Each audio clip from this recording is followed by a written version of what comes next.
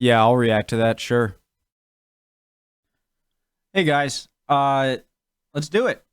I totally went to the gym and didn't get five guys. No, I did. Let's go. I hope you guys are all doing well. Um, all right. Yes, we're here to learn about history and different countries and whatever. But I also want to make sure it's a place you guys can come and unwind, rewind, unwind. So I hope you guys are all doing well. Really do. Let's find out about four ways British and American people are very different. Lost in the Pond, great channel. Love him. Been watching him for years. I kind of went on like a year and a half hiatus or gap of not watching him, and then he just blew up, which I'm so happy about. Preemptive, like, how are we different? Let's go. If you aren't ready to learn about how we are different, then there's the door. You're in the wrong class, my friend. Or just sit in the back and chill. That's fine too. Draw on the desks. Spitball, whatever. Okay. Let's go. But in America, or at least in the Midwest, my attempts at toilet humor have often been met with TMI, which to my chagrin does not mean tickle me insane, but too much information. Hello, I'm Lawrence, and I'm on a quest to uncover all of the memos that Britain and America lost in the pond, and one of those memos pertains to people. What could be more important to the foundation of a country than its people, except maybe tectonics? And one thing I can say about British people is we don't generalize, and that's why I'm doing a video called Ways British and American People Are Very Different. Believe you me, everything you hear in this video is absolutely true. Isn't it weird? Maybe I just think that I can do this, but I think that I can. So, British and American people, two diverse countries, but diverse in similar ways. And so, it's like when you see a British person in America, I almost feel like I have this like sixth sense, and I can kind of just tell right away by looking at them. I don't know if like we part our hair differently or we just have a slightly different normal facial expression, like standard. But I feel like there's just something slightly different in the demeanor of Europeans and Americans that you can kind of pick up on intuitively. Except this sentence. Because in truth, it's impossible to get this video right. Both countries are made up of millions of people. No one person is the same, so some of the generalizations I'm about to make about Americans could be true of some British people, and vice versa. It's just that on the whole, pound for pound or dollar for dollar, there are certain things that separate British people from Americans. And having lived in both countries now for at least 100 years, I'm here to tell you what those things are. Here are four ways that British and American people are very, very different. Funnily enough, the first entry on this list doesn't require any generalizations because it's backed by hard, cold science. And by science, I mean the census. Both countries have them. And from this data, we can determine the cultural backgrounds that make up the people of Britain and America. I would think they're pretty similar. Let's take a look at each country's top 5 ancestral groups, starting with Britain. Let me. So the U.S. is going to be German, number 1, English. They often, because of the term African American, we often, in a census data, kind of clump in. That would be like saying, European American, because of the obviously what happened with slavery and record keeping. It's very difficult, especially for African Americans, to know their ancestors, go back far enough exactly what country they came from. And so using African American as a census data, I think, is a little misleading, but what can you do? And so African American, English, German, Italian, Irish, maybe, are the big ones. Actually, in this case, the entire UK. 37% of us are Anglo-Saxon, which accounts for how I'm 1,500 years old. 22% of people living in the UK are of Irish descent. And this is not just the people living in Northern Ireland. Irish immigrants have been coming to Britain for hundreds of years, and if they hadn't, we wouldn't have had John, Paul and George. And the Beatles might have been named Ringo. A fifth of people living in Britain claim Western European ancestry. Is Ringo the only, are the three other Beatle members from Ireland? 9%, and I believe this minutely includes Western European ancestry. 9%, and I believe this minutely includes yours truly, come from a Scandinavian background, which is definitely why I'm so good at assembling IKEA furniture. 4% of people in Britain trace their ancestry to Pakistan and India. That makes sense. In America, the numbers are quite different, but there are some surprises along the way. Did you know that in the United States of America, the largest ancestral group... Ancestral? I just said ancestral. Yeah. He pointed it out on Twitter. I gotta get a Twitter account. Which is thankfully not a word, but you can quite imagine what it would mean. In the United States, the German, largest right? ancestral group is German. Apparently. To me, that wasn't really a surprise. I just feel like, you know, the makeup of America today is largely due to immigration in the 19th century, in the 1800s, and I believe a lot of Germans were part of that. And so, sure, maybe a while ago I would have picked English, but I mean, it's not that mind-boggling. 13.6% of Americans self-report German ancestry, and if you think that that dates back to either of the world wars, that's not entirely accurate. The majority of German Americans came here in the 19th century. Yep. So if you encounter any Americans with German sensibilities or facial structure, whatever that means, then that's why. And there's a good chance you'll encounter a German American in one of the cold states like Minnesota, Wisconsin, or the Dakotas. There I am. The second largest ancestral group in the United States English? are African Americans. Okay, yeah, here. I told you what my kind of beef with this data point, but I understand why it is the way, you know? Because clearly, isn't it kind of strange saying, like, African American ancestry and German ancestry? It's like, well... And it's because, of course, we can't accurately... We don't have the data records of slave owners documenting place of origin of slaves, you know. Who comprise about 12.5% of the overall population. And conversely to the German ancestry groups, the highest concentration of African Americans is in the South. And historically, of course, this is largely tied to the fact that many African Americans in the South are descendants of slaves that were kept and later freed from plantations there. And here's a demographic that sets America apart from Britain. It's largely governed by geography, and that's Mexican Americans. 11% of Americans self-reported Mexican ancestry, which might account for... Surprised it's that low, actually. Why I read the other day that Cinco de Mayo is more widely celebrated in the United States than it is in Mexico. Mind you, you might be able to say something similar about St. Patrick's Day. Every March, without fail, Americans turn green. Not literally, unless they've had too much alcohol that night. Literally. And so it's no coincidence that 10% of Americans self-report Irish ancestry. Of course, if you're like me and you're 15... And I learned, okay, because I was so certain of I was like, well, I know I have three ingredients. I have French, I have English, and I have Irish. And I believe it's, I forget what it is. It's some weird percentage. I forget. I think I'm equal parts English, Irish, and then the rest French, but I don't think it's 33, 33, 33. 100 years old and an Anglo-Saxon, there's a very good chance that some Americans will be quick to tell you that they have a little bit of you in them. Not like that. I just mean a little bit of English, right? 7% of Americans self-reported English ancestry. That was an abbreviated look at the ancestral makeup of both countries. And for not having the time to discuss all groups in this one video, I apologize. But then that would probably be very British of me. Let's take a look at some of the unique tendencies of the people of both countries. If there's one thing that really sets people apart, it's how polite they are.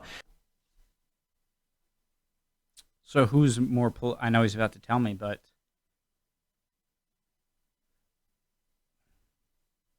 I mean, Lawrence has been in both countries, so he'll be able to tell me. I don't exactly know which would be stereotypically ruder. Like, if you were to say, like, New Yorker, I feel like people tend to be more rude when they live around people constantly, like in big cities. And so it's not so much that, like, if you live in the city, there's something in your DNA that makes you a more rude person than someone in rural Texas. It's just because in rural Texas, you see the same people, or rural anywhere. You have to be friendly, whereas someplace like New York City, it's just got to be so... I lived in New York, going to college at St. John's, for a few years. And just the noise and the nonstop, it's just, you get fed up. And if you pass someone on the street, there's a good chance you'll never see them again in your life. And so I guess it depends. And how fun they are at parties. And don't worry, I'm not about to extol the virtues of the famed British politeness while asserting that Americans are rude, because that's not my experience. There are rude people in both countries, but that rudeness usually manifests in a very similar way and wouldn't make for a very entertaining video. Actually, fair enough. Mine. Can we put it on the list? The truth is, people entertaining video. Actually, mine. Can we put it on the list? The truth is, people in both countries know how to be polite when they want to. The difference here is the manner in which they do it. In my experience, British people will go to greater lengths to let you know that they're listening. What do I mean by this? Well, you're talking to me. Not literally, you're watching a video, but let's say you are talking to me. You're conveying very important information right now. And so in between every single word, I'm going to go, yes, yes, yes, yeah, oh, yeah, definitely, yeah. I'll stop now. That's essentially the way it goes. As a result, the conversation ends up being twice as long, and all of those efforts to display that you were listening meant that you didn't hear a bloody thing. British people... Biggest problem with me, and I don't know if it's ADD or I'm just a bad listener. I'm not always a bad listener. I just mean in conversation, I tend to be so socially awkward in ways that it's just like when I'm in a conversation, I have the terrible habit of trying to think about what I'm going to say next while the person's talking to me. And so I probably come across as very rude and obviously like, you're not listening to me. You're just nodding and thinking about what you're going to say next that is going to have nothing to do with what you just said. People are very good at that, and I should know because I'm very good at that, aren't I? Right. We're also good at adding on tag questions. That's when we make a statement, but in order to not appear confrontational, we add on a little question at the end. So, for example, Marmite is brilliant, isn't it? Americans would never do that. They'd simply state Marmite is awesome. That's never going to happen. I remember. Beautiful picture. Isn't it? How often? This is awesome. Isn't it? Yeah, I guess. I don't think I would say that. I remember when I visited home last year and we were in a restaurant. I feel like saying isn't it? It's kind of like you're like aggressively asking someone to agree with you, you know? I guess I'm saying is kind of like saying isn't it? And the staff apologized profusely to my wife because I in a restaurant and the staff are going to happen. I remember when I visited home last year and we were in a restaurant and the staff apologized profusely to my wife because I can't remember why, but I remember it not being warranted in the least. The point is, British politeness is often governed by the need to save face. That's not a reference to the A-Team. Don't get me wrong, it's also about being friendly, but in America, I think that's the same here. I think that's universal. that's all it's about. I very rarely feel like Americans are trying to let me down gently. They just tell me I suck outright. I'm joking. It could be argued that Americans in this sense are just more practical. Look, I prefer straight. I cannot emphasize how much I despise sugarcoating, you know? Like, when I can tell someone is trying to tell me something and is sugarcoating it, I'm something happens in my brain where it's like a needle, or I'm not saying I don't like it when I'm not saying don't be conscious about how your words come across. I'm not saying that. You should be. We're social animals. That is a skill that's important. But when someone constantly sugarcoats things, it's like, how do I have an example? Much like their dress sense. It's hard to talk about people without talking about the clothes they wear. For example, it's really dependent. See, I wasn't even thinking about what he said. So the thing about sugarcoating obviously it's really the person who is sugarcoating to you. You know what I mean? Like trying to tell someone that might not sound so mean in their mind and trying to cushion it with like all these preemptive things you say before you say it. And I understand, you're interacting with different people, and so you can't use the same. So it's just me personally. I think that sugarcoating only stands to waste time. And I think if you are sugarcoating things constantly, then you are probably around people who are very sensitive when it comes to allegations from other people, how they think about much you. Like their dress sense. I'm fashion It's hard dead. to talk about people without talking about the clothes they wear. For example, when have you ever seen me without clothes? No, those videos were taken down about 4 years ago. No, they weren't. I got them. But not by me, by YouTube. On the other hand, it's almost impossible to paint an accurate picture of the clothing choices of both countries' populations. But there are some clothing items you'll see preventing people being naked in one country and not the other. Again, this goes differently. I'm pausing a lot, but no, whatever. This goes very differently with say, someone from New York. But I feel like European people, maybe British too, they look much more like they thought about their outfit before they went out, I think. I'm awful. Like, sometimes I'm so bad at not realizing how I look that sometimes I have to, like, stop myself before going out the door and, like, looking, like, to see if I look like a complete bum. Yeah. It was really poorly worded. So in America, people might, for example, be recognizable by the fact that they're wearing a flannel shirt, particularly in some of the northern states which have extreme cold, and Germans. Moreover, Americans are more likely to wear sweatpants in public. The sweatpant people, which is an ancestry group that I forgot to mention, sometimes meet up at the gym, but more often Walmart. In Britain, we all just dress like Charlie Chaplin. I don't. I don't. I can show you guys, I guess. Like, I was just about to like see my giant pile of clothes over there. I was about to go through them and everything. It's just when you wear sweatpants a lot, I don't like how jeans feel. I like corduroys, actually. I need to buy some more. But khakis are okay. But khakis and jeans, they're just not comfortable. I don't like them. I don't like them. And I feel like my dimensions are so like I have a pretty long torso, but like somewhat short legs and short little T-Rex arms. And so I can never like find clothes that fit me well. They either like the ends of the t-shirt like right up to here because I have a sort of wide torso and long torso, but short limbs, And so like I either have to find a shirt that fits nicely to my, if it's a long sleeve shirt, to my wrists, and have it so that the up here it's like doesn't fit, or I can have it fit nice up here, but have it, like this.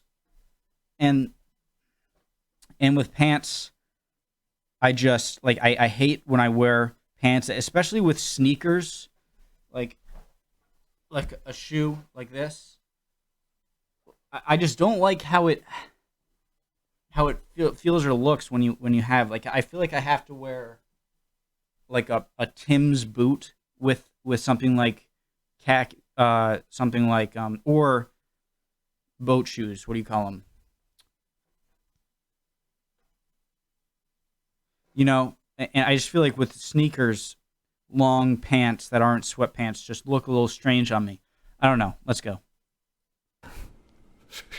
At least the You Charlie laughing at me? Chaplin impersonators do. Oh, but the there's Charlie an Chaplin. emphasis in Britain on style. And this is a luxury that we can afford because, unlike America, we don't have weather that can kill bacteria. So depending on where you are, it might not be that unusual to see, say, a woman dressed more or less like Kate Middleton, and that includes Kate Middleton. Of course, we're talking cheaper versions of Kate Middleton's wardrobe, Sure. or at least I am. Now, before I get carried away, I do not want you to get the impression that all British people are super stylish, right? I'm doing this video in my underpants. The thing I would say is that our casual clothes or our comfort clothes tend to be less baggy than they are in the United States. Absolutely and agree with we probably that. wear fewer baseball caps and more polo. Again, I'm nowhere near the level of qualifications that this guy has. I mean, one of the reasons I love this guy's channel so much is he's so qualified to talk about what I love seeing British people talk about, which is just comparing the two countries, and who better to compare than this guy? Shirts. I told you British people like me don't like to generalize. I think in America, baggy clothes are more accepted because A, there are harsh winters, and B, Americans place more emphasis, I think, on comfort. That's why you'll see Americans way into their 70s still wearing sneakers with jeans. My grandfather-in-law... I think there's much more of like a rebellious attitude in Americans, maybe, when it's like, yeah, I'm wearing... No, scratch that. I don't know. Never mind. way into their 70s still wearing sneakers with jeans. My grandfather-in-law did that all the time, and I think if you saw that in Britain, that person would be considered eccentric.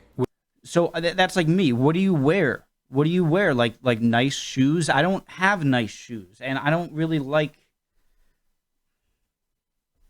It's like I feel like I have to really...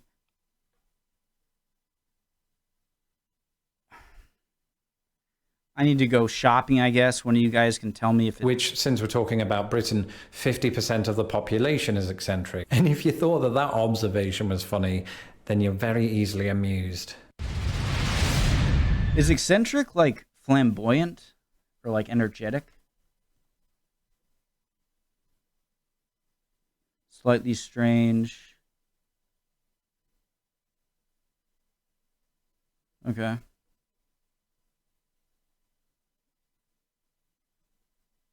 You put the U in humour, especially if you're British. You may recall a while back I did a video on British versus American humour, but this focused on the televisual differences. Today, we're talking about people. There have been numerous times in my life when I've laughed my absolute arse off in the company of both Brits and Americans, to the extent that I can no longer comfortably sit down. But it's hard to deny that British people have a different sense of humour to American people. Go to my channel, Mr. McJibbin, where I do more non-history related stuff like stand-up and sports and stuff. I love watching British stand-up and trying to understand it. It's also a little hard to define. And I'm told it's pretty comical, me trying to understand, even though that's not... I didn't mean it to be comical. I just really wanted to try and understand British idioms but apparently it's funny when I don't understand things. What that difference is. Americans often write in the comments that they love my dry British humour, and I always find it amusing that we have dry British humour because we also have wet British forecasts. But when you're talking to a British person, there are two ways that the humour can go. Either that politeness that we talked about earlier goes out of the window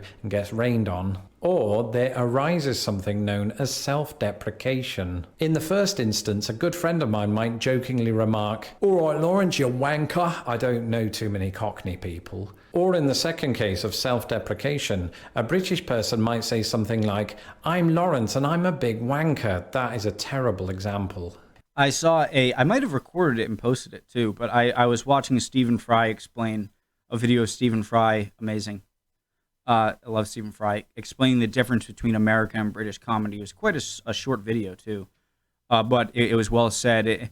I might have seen a few scenes of Animal House. I'm aware of the movie, the kind of like frat house college in the 70s, I believe is when it came out, and how there's a scene where there's a staircase and this like jock guy is going down, and there's this other guy in the staircase like playing the guitar or ukulele or something, and then the jock guy takes the ukulele or guitar and just smashes it. And Stephen Fry, he said like, so Americans think it's funny to want to be the guy, athletic guy walking down the stairs, and the British people look at themselves as like the guitar player, the ukulele player. Like those are like the comedic situations, and sort of like the Jerry Seinfeld. I really despise that kind of humor. Type in YouTube, like whether it's Friends or Seinfeld or whatnot, and type in like what Friends, Seinfeld scene, whatever, without laugh tracks. I hate laugh tracks. How is that a thing? And it's so funny how sort of unfunny it is. It's like the classic American has to like say a joke even if it's not, and everyone's like, ah ha ha ha, got him, next joke.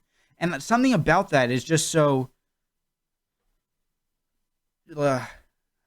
It's basically when people put themselves down for comedic effect. It's a powerful tool, but it's not a tool often wielded by Americans who, I don't know, maybe they see it as a weakness. Right. It's like British people are more secure and Americans are more insecure, generally, where like American, it's more funny if you're like, ah, what an idiot, look at this guy, and the other way around being like, wow, what an idiot I am, look what I just did. And I prefer the second part. I also found that Americans are less into their toilet humor, and that maybe that means they're more mature. It does mean that, doesn't it? The sweatpant people notwithstanding. Whereas toilet humor is basically how British people communicate. Of course, this was once successfully parodied by Mike Myers, the comedian, not the serial killer. But in America, or at least in the Midwest, my attempts at toilet humor have often been met with TMI, which to my chagrin does not mean tickle me insane, but too much information. On the other hand, I think your average American is pretty good at wielding observational humor. A favorite weather-related saying, and I've heard this in various states, is, if you don't like the weather, just wait 5 minutes. And they've got a point. Left my laundry hanging outside this morning. Tornado took it away. That's it for this episode. Let me know in the comments below if you've observed some of these characteristics of British and American people. And if you want to hear/read more from this British person, then why not follow me on Twitter at LostInThePondUS. Don't forget to subscribe to my channel so that my videos don't get lost in the pond. And as ever, a big shout out to all of my patrons who make these videos possible. Even before he had patrons, this guy was grinding it. He seemed to love it. And I'm so happy he blew up. And what was I going to say? This is a great video. This has got to be over 20 minutes or something. Whatever I was going to say, I forget. See you guys. Great video. See you next time. I'm going to try and remember. He said 5 minutes. But in America, or at least in the Midwest, my attempts, Americans are less into their toilet humor. Oh, this. Oh, yeah. I'm sort of like with me, especially the past 2 years, where it's been me trying to figure out what I want to do and create this. And I'm a very, very introverted person. Think about the most antisocial person you know, and then look at them. And when you see me, you will see them as just the most outgoing. You know what I mean? I am extremely introverted. I'm a weird person. And so, I live with my parents still. Making money now from YouTube, I can help out. And I'm getting to the point where if I wanted to, I could move out. But I enjoy living here. And if I can help support them and everything, that would just make me even happier. Why leave? But I do find that if I do go in public, I'm so used to being so comfortable that I'm afraid of just blurting out something that just is not socially acceptable, and my honestly get poked fun of by my dad a bit about it. Awesome, great video. I'll be watching another one soon, guys. See you later.